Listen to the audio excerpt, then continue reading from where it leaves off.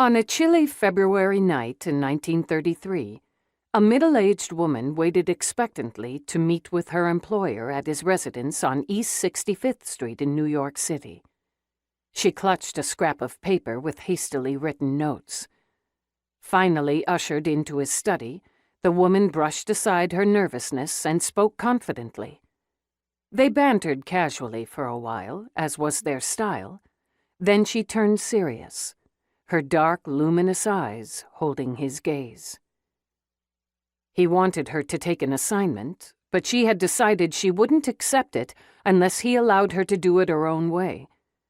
She held up the piece of paper in her hand, and he motioned for her to continue.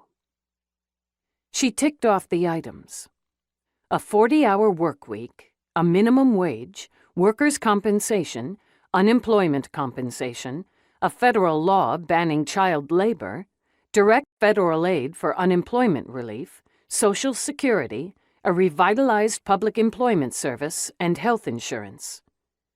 She watched his eyes to make sure he was paying attention and understood the implications of each demand. She braced for his response, knowing that he often chose political expediency over idealism and was capable of callousness, even cruelty. The scope of her list was breathtaking.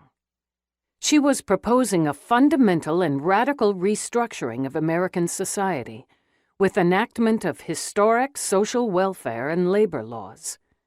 To succeed, she would have to overcome opposition from the courts, business, labor unions, conservatives. "Nothing like this has ever been done in the United States before," she said. "You know that, don't you?" The man sat across from her in his wheelchair amid the clutter of boxes and rumpled rugs.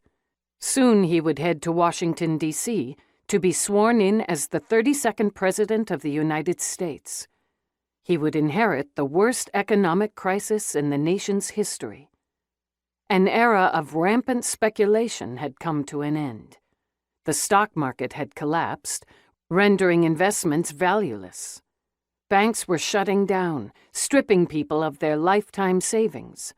About a third of workers were unemployed. Wages were falling, tens of thousands were homeless. Real estate prices had plummeted, and millions of homeowners faced foreclosure.